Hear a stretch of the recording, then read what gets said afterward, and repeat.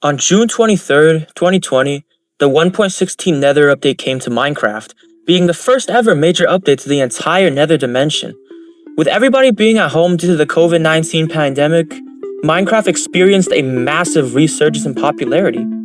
One community that benefited more than most from this update was speedrunners.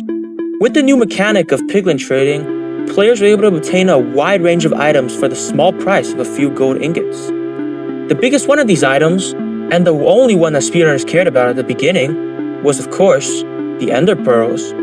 Whereas previously they had to be obtained one by one from cleric villagers, now you could get them much more easily by throwing gold to piglins and getting lucky.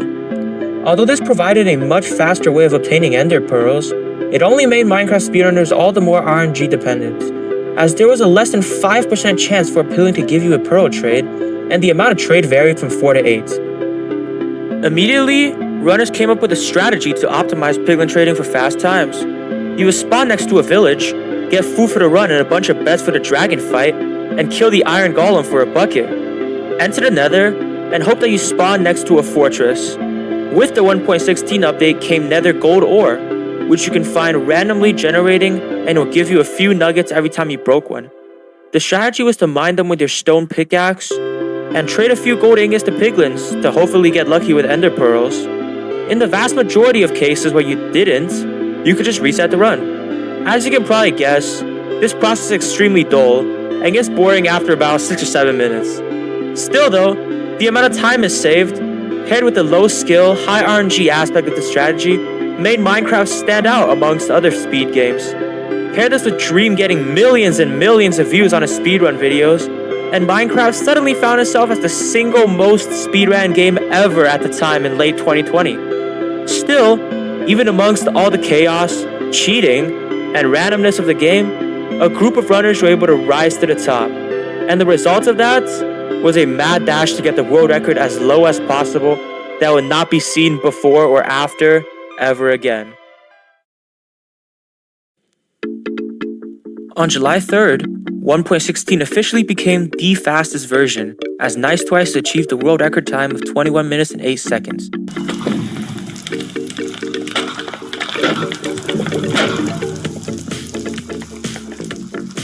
Oh, let's go, Junge.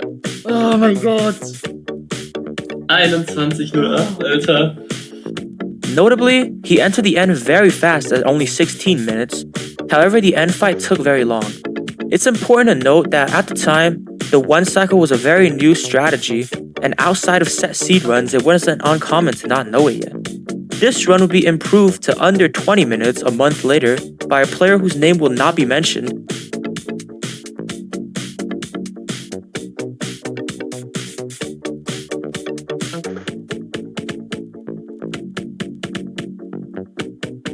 And a month after that, D-Max improved the time by 4 seconds to 19:37.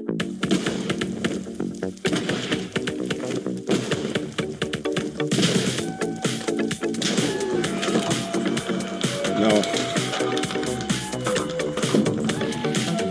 No way.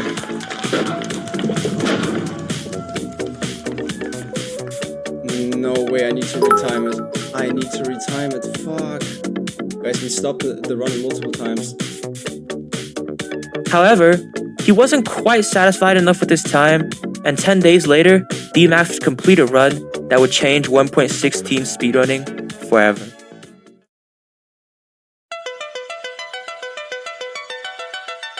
Runs started like any other classic runs, as D-Max looted a village and gathered all of his resources.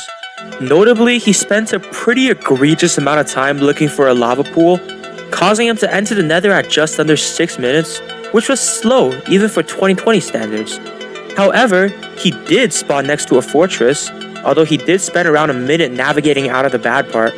Notably, he traveled about 200 blocks in the Nether while looking around for the blaze spawner. Hold on to that information, it will be useful very shortly. D-Max mines gold along the way, and he actually gets below average luck with blazes, spending around 3 minutes to get 7 blaze rods. At this point, the pace is nothing special. However, while heading back to his home portal, D-Max spots a ruined portal along the Nether terrain. He doesn't know this yet, but this single structure was about to change the category forever. You see, Ruin portals typically spawn with gold blocks, which can provide additional gold to trade with piglins, significantly boosting your odds of getting pearl trades. But there was something special about this specific ruin portal. For those who don't know, strongholds in Minecraft generate in rings a certain distance away from spawn, and this ruin portal just so happens to be directly in the middle of the first ring where strongholds could spawn. And because there just so happened to be 2 obsidian in the chest to perfectly complete the ruin portal, which is rare as it is, you could theoretically jump in the portal and land very close or very far away from the stronghold. And since I'm saying all this, you could probably guess what's about to happen even if you've never seen the speedrun. D-Max is about to get his 14 ender pearls from his gold, exactly what he wanted. He goes through the portal and throws his first eye. He then travels that direction for about 100 blocks or so while going slightly sideways in order to estimate how far from the stronghold he is based off the angle change of the second eye that he's about to throw. However, when he throws his second eye... What the fuck? The stronghold was less than 200 blocks from his ruin portal.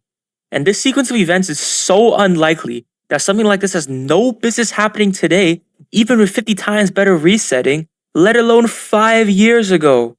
D-Max throws one more eye to triangulate the stronghold, and digs around in a cave before finding it exposed at the bottom of a ravine. In another stroke of good luck, the portal room is literally right there, and D-Max enters the end in just 15 minutes, with only the dragon standing in his way. Even though perch mechanics were not that well understood at the time, the dragon perched pretty much instantly, and a clean 1 cycle led to a completely revolutionary speedrun that blew every single other player out of the water. Oh my god, I'm shaking so much, guys. I don't even know.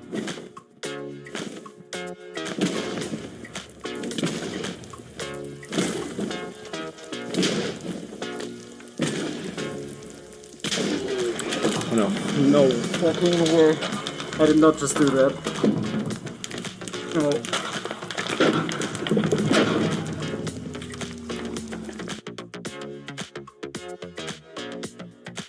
Immediately, this run seemed absolutely insane. The amount of RNG that lined up to make this possible was absolutely unheard of at the time, and people started questioning if it was possible to replicate the methods used without having to sell your soul to get the luckiest speedrun in Minecraft history. However, what they failed to realize is that there was something and someone that had been quietly changing the game this whole time. And in the months that would follow, he would take Minecraft speedrunning and he would flip it upside down. T-Wags is known today as one of, if not the most influential strategy developer in the history of Minecraft 1.16 speedrunning. But back in 2020, he was still just starting to look at the speedrunning applications of all the features added in the Nether update. And before he invented Zero Cycles, before I Spy Invitational, and even before all advancements, his first and most major contribution to the category had to do with Bastion remnants. Added in 1.16, Bastions are massive structures that come in 4 different variants, each with a collection of gold blocks and chests in various locations, as well as many piglins inside to trade that gold with. But the main potential that T-Wags saw in Bastions was just not the amount of pearls you'd be getting every run, but everything else they had to offer. Specifically, in a Bastion, you'll more than likely get string, fire resistance potions, and more importantly, at least 10 obsidian. The string can be crafted into beds, which saves the time of having to get beds in a village. Fire rest potions make the blaze fight faster and easier, but 10 obsidian meant that you could reliably blind travel every single run, just like how D-Max accidentally did with his ruined portal. Although you won't land near the stronghold most of the time, if you get all the necessary luck, Minecraft speedruns can get extremely fast. An already RNG dependent category was about to be made into a luck gauntlet, although the skill required would be much higher too.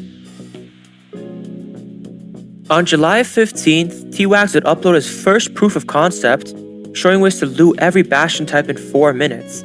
Although this still wasn't fast enough to be better than the optimal classic run, there would still be work to be done. Over the coming months, he would further prove the viability of Bastions, getting a time of 22:04 using Bastion strats on September 22nd. Bastions were going to take over speedrunning. T-Wax was improving his routes by the day, and pretty soon, he would have the strategy be world record viable. And for Bastion believers, everything was going well, at least until a week later, on September 29th.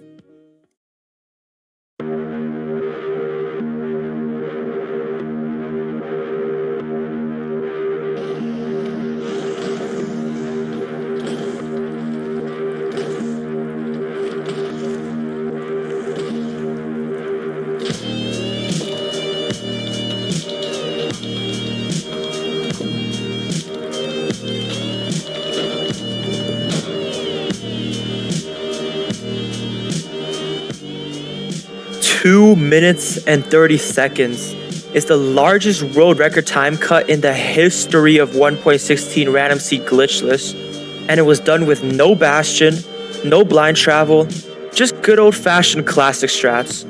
Corbanos, the 1.14 world record holder at the time, cut 10 whole minutes off of his personal best out of absolutely nowhere with a run that pushed classic to its absolute limit. He entered the Nether very fast in under 4 minutes, spawned right on top of a fortress, got good blaze luck and even better piglin trade luck, had full ocean travel en route to an ocean exposed stronghold, and even though his stronghold nav took a minute, the dragon purged fast alongside all the other crazy luck in this run. Safe to say, Bastion strats will have to wait another day to get their glory. Over the next month, the community further opened up to the idea of using Bastions to complete Minecraft faster, and T-Wax is working on getting Bastion routes faster and more consistent. Finally, on November 1st, he uploaded his first of 4 different videos showcasing routes to do every single Bastion type in under 2 minutes. But what he didn't know was that the same day he would upload his second video on stables, one of the greatest runs in Minecraft history was about to happen. It's finally time for the run this video was made for. This is Curryway's 1436. It's November 3rd, 2020, which at the time that this video was uploaded was exactly 5 years ago today. We probably don't quite remember what we were doing that day, but for me, because of the COVID-19 procedures at the time, I was stuck at home taking classes online and bored out of my mind. Because of this, I spent extra free time on many things, but the one that stuck with me forever was Minecraft speedrunning. The idea of completing such a random game as fast as possible would captivate me for years to come, and this Curryway world record was what originally got me into speedrunning. As for Curryway, here's how the story supposedly goes. One day, he was discussing who the best Minecraft player was with his friend, and his friend brought up how Dream was able to beat the game faster than anyone else. Curryway saw the speedrun, and he didn't think it was that impressive. His friend challenged him to do it since he didn't think it was that hard, and so he did.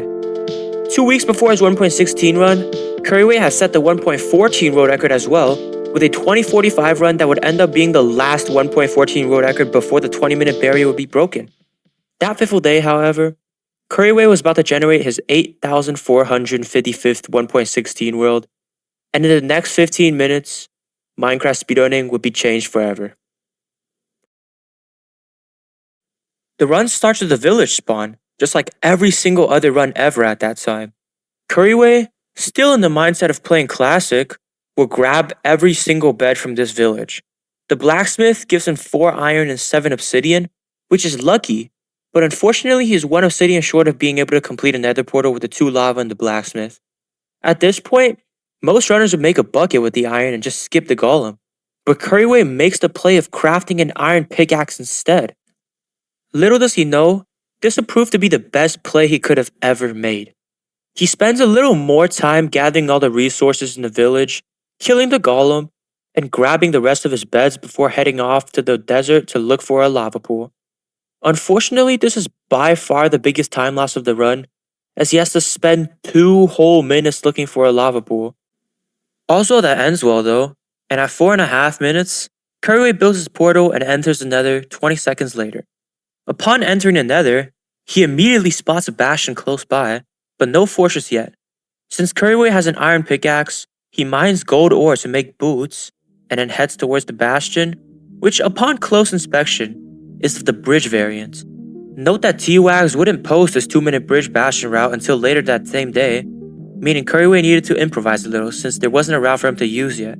He gets lucky though, as since he's in a Crimson Forest, he finds a group of 6 or 7 piglins just below the chalice. He has a little trouble getting them all into a makeshift trading hole,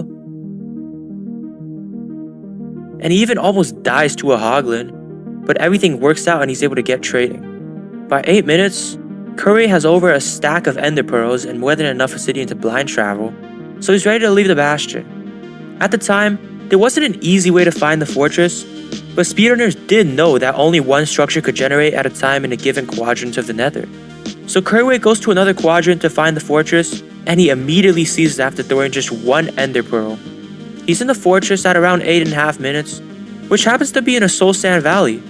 Because of mob spawning mechanics in Minecraft, more mobs will spawn throughout the fortress in this biome, meaning it could be more dangerous to navigate. Curryway's pretty good at the game though, and he gets to a spawner where he gets great luck, getting 4 rods from the first 5 blazes he kills. He gets more luck with strays, as the fortress spawns more blazes for him compared to wither skeletons.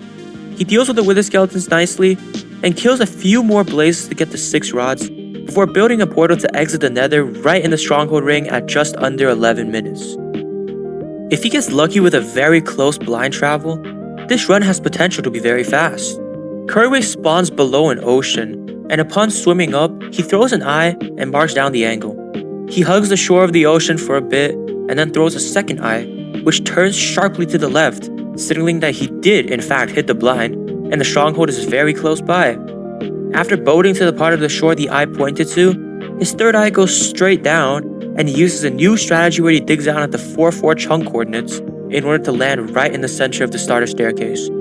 The stronghold nav is extremely fast, as Curryway basically one-shots the nav and finds the portal room in like 20 seconds. Entering the end at just under 13 minutes, he knows that it all comes down to the dragon perch. If it perches in the next minute and a half, he can get the world record. Lucky for him, he just so happened to roll the final bit of insane luck in a run filled with so much RNG going in his favor, as the dragon purchase instantly. And, as Curryway would say so himself, enjoy the one cycle.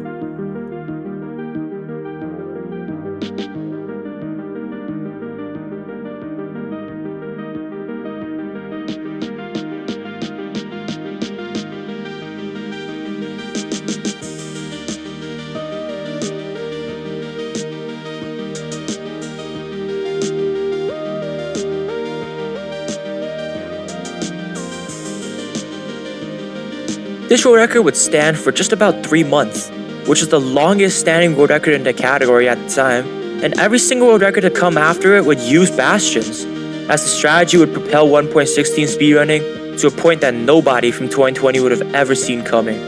Even 5 whole years later today, Curryway's 1436 is one of the very few runs from the time that truly resembles a modern 1.16 speedrun. Today, the world record is so unbelievably optimized and technical, and it really makes you want to look back at a simpler time in the game.